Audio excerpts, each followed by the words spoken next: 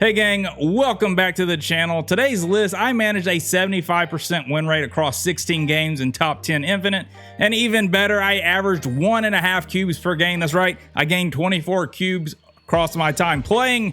But we gotta ask ourselves, is this really the best deck in Marvel Snap? God, I sure hope not, because I absolutely hate playing this deck. Let's jump into it.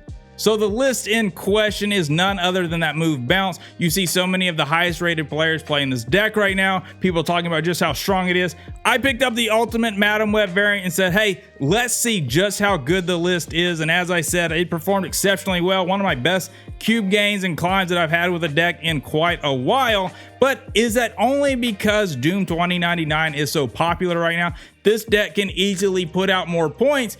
And better yet, they're really not running any tech. They may have a Red Guardian in the list, but outside of that, you're kind of free to your own devices to just do whatever you want, and whatever you want is to put a ton of stats down on the board. Now, I typically like to talk about the deck strengths and how it plays and why it did so well for me, but we're gonna do things a little bit different today. We're gonna talk about the weaknesses up front, because as I said in the intro, I did not enjoy my time playing this list, and it is not because it is the most complicated thing in the world to play. I've spent plenty of time with the list.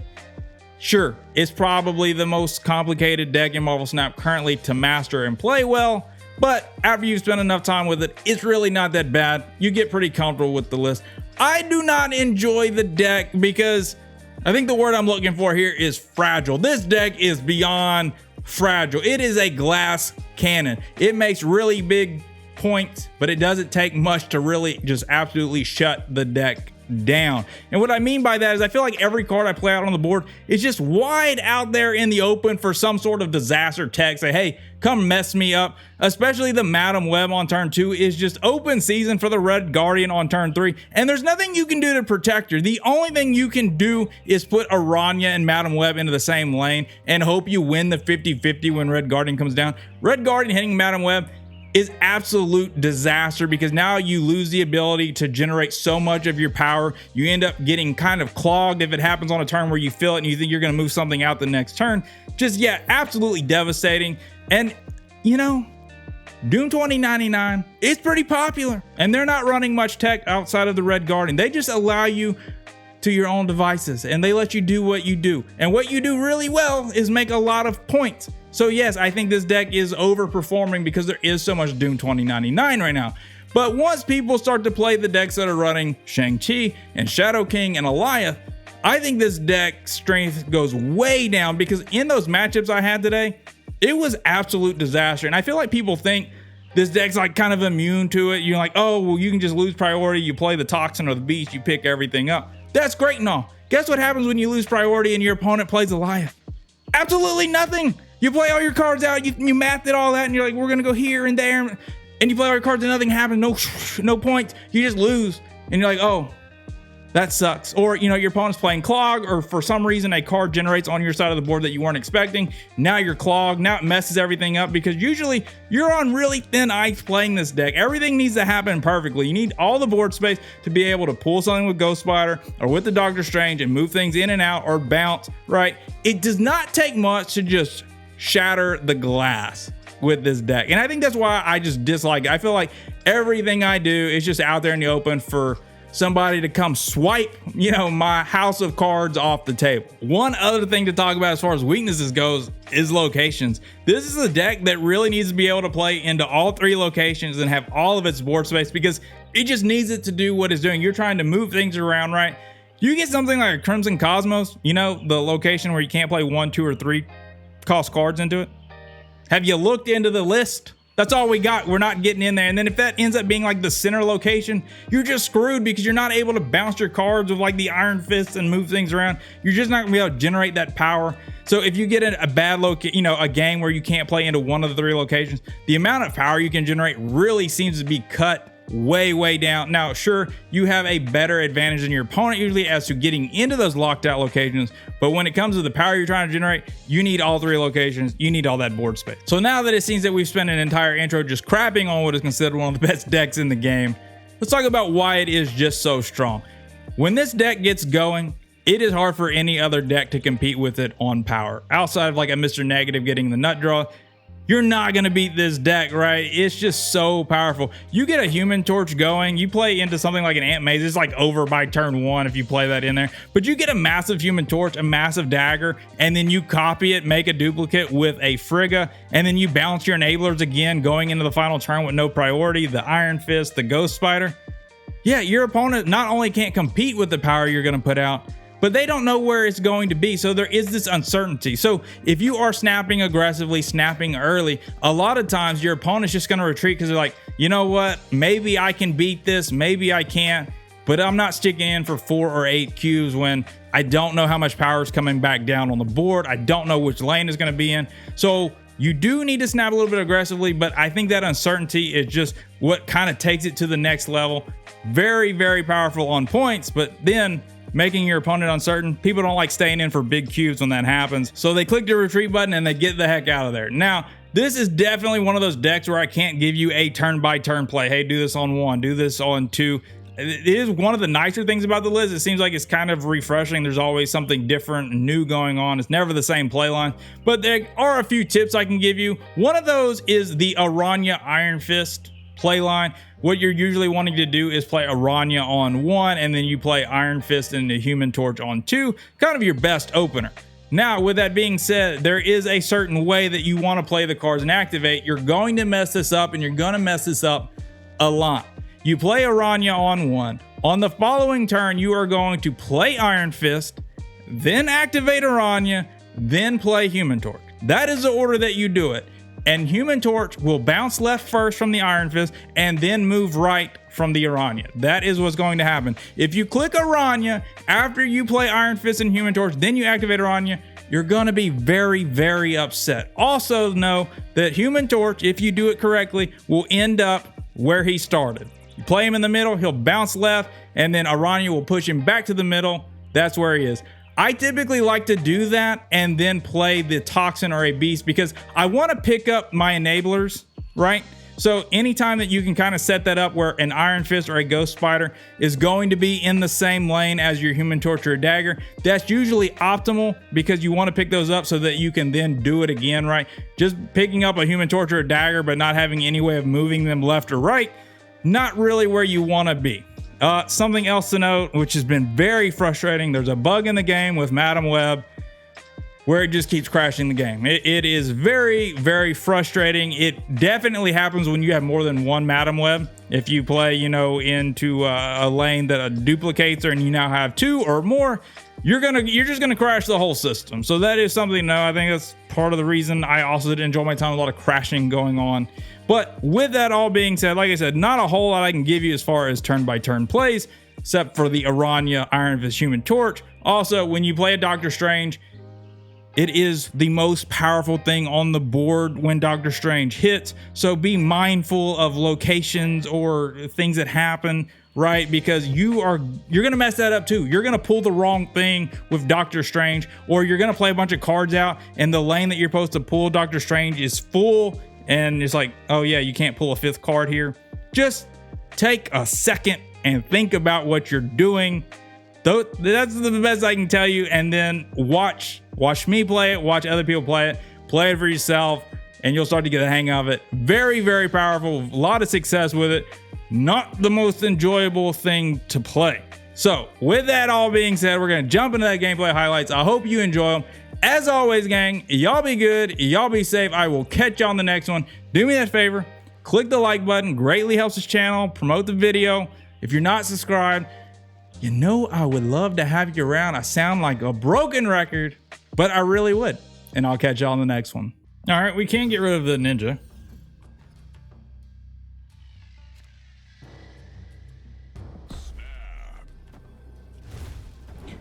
This into Frigga? Come on. Who's not snapping this?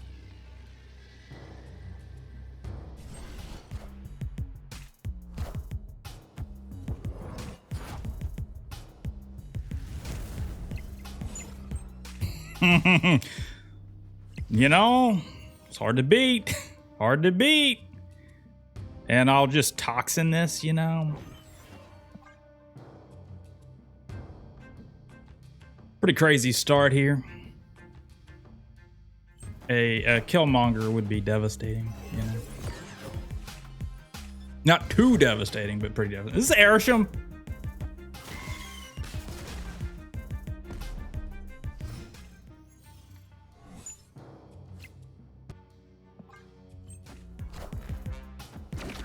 No way they stay, right? Even if I don't trigger these again, I got 2 14s.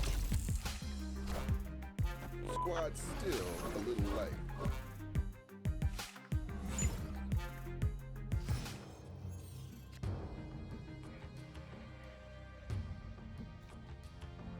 Man, we do this. Oh, I was wanting to be able to do it again.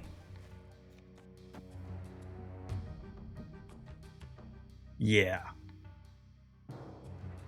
I think they're gone. Think they're gone here, because I mean, unless you got a Killmonger and some Shang-Chi for every lane, you know. Maybe they got Killmonger. Who knows?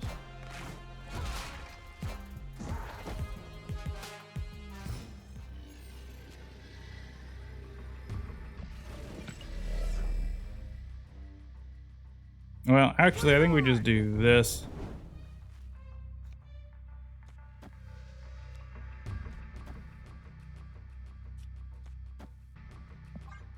Yeah. I was like, man, there's no way they stay here. All right, we got to run you down. Nice little fat target for Red Guardian.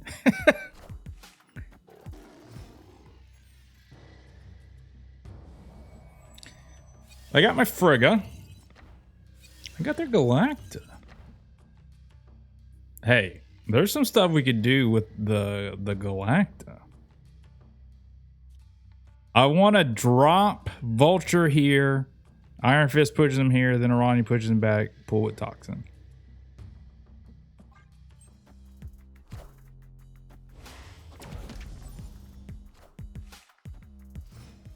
Bada bing, bada boom. I don't think we're gonna be doing that.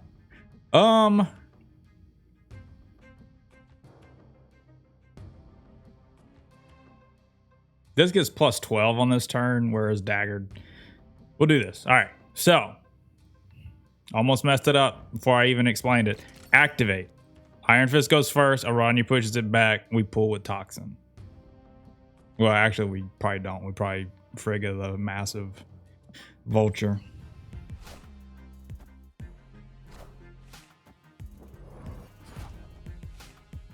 When you do the Aranya Iron Fist, you might as well, I've done it 1,000 times.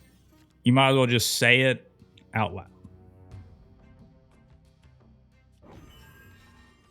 Nope.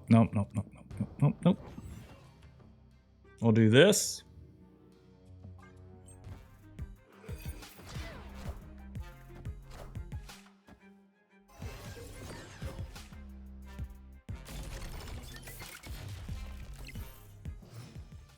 And actually what we're going to do here is we're going to pull the Vulture off, and then we're going to Toxin so that I can Iron Fist all of this.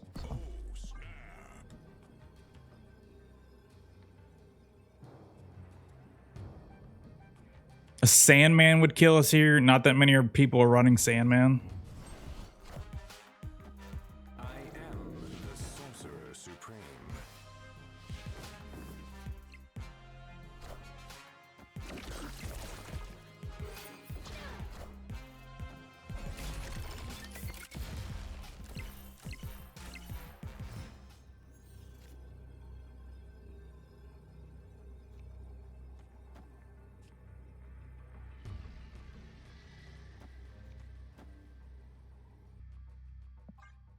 Think we're okay here? Yeah, I didn't know where they're gonna play. Yeah, I think we got there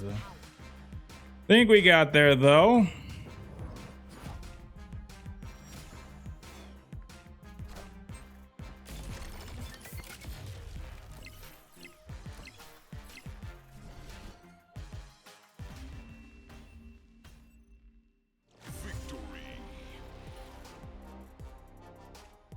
You know, they're just not running Shang-Chi. We'll do this. Machine World, not exactly.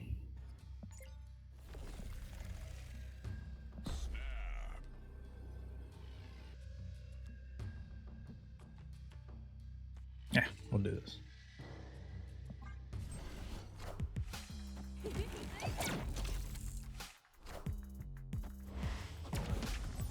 We got some Dr. Doom.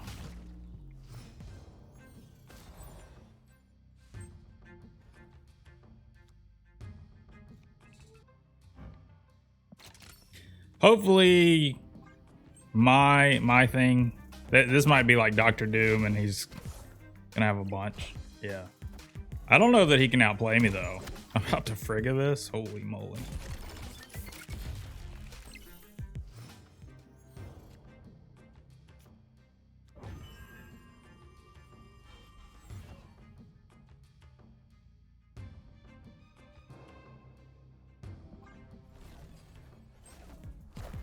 Hopefully their Doombot gets pulled. Okay. Aid my hand.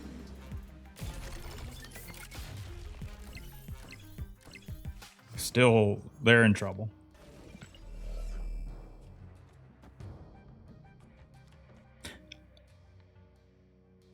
Just bear with me here. As long as we don't get like a Goliath, I think we're okay.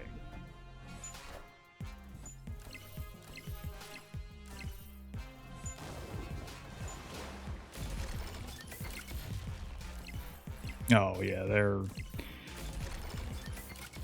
in trouble. I think.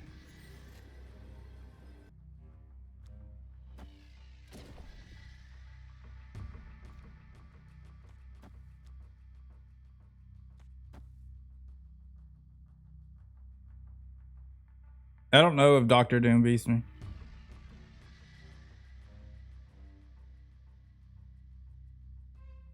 I don't think it's enough, but it could be. Yeah, there's Doom. So it's going to be 2 more Doom bots. It might do it.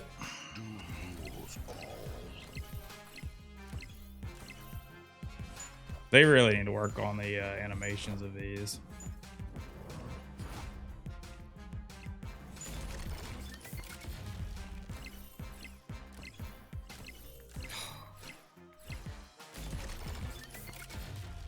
Is close.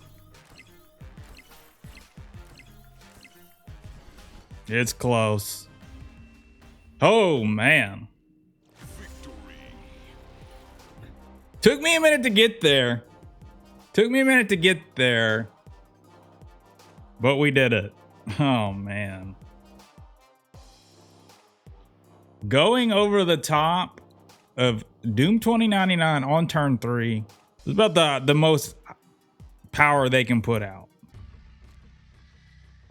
We'll snap turn 2.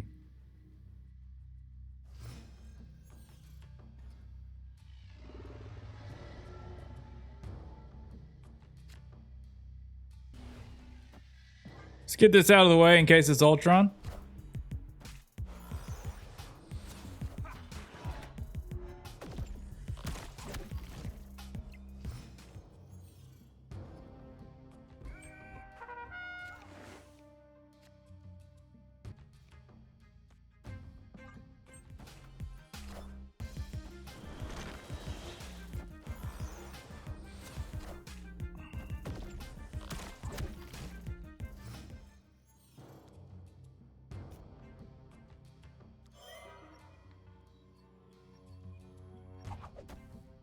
I'm kind of thinking about eating this so the null actually gets smaller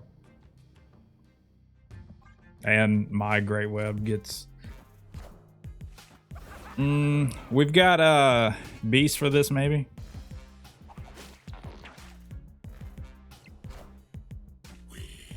Hopefully it pulls my rock. Yeah.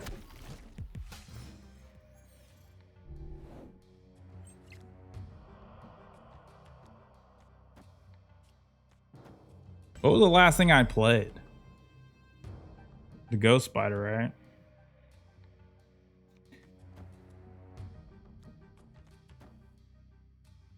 Going for this. I like this.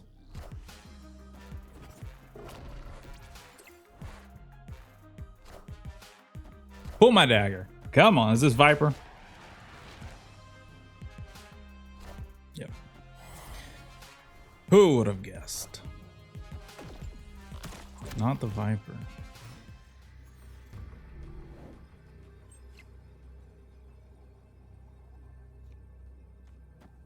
We do this, we do that, we pull it, we throw it, we block it. Did y'all stick with me for this? Did y'all stick with me for this? I think we got him.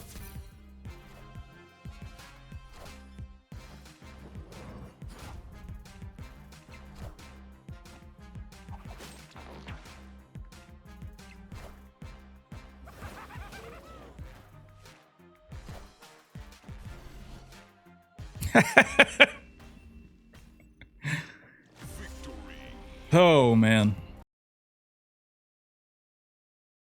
Now, I like to put the Aranya and the Madam Web in the same. Oh no. Oh no.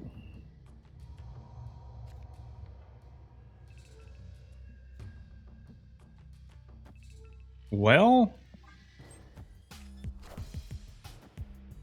Oh, well, we're just like straight up hosed, huh?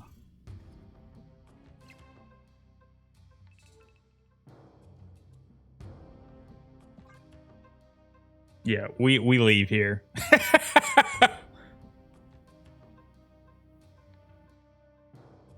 If you've ever seen a game fall apart instantly, this would be it. I'm stuck in the middle. I got Kingpin on one side, Scream on the other. Now I can't even like push. Oh my goodness.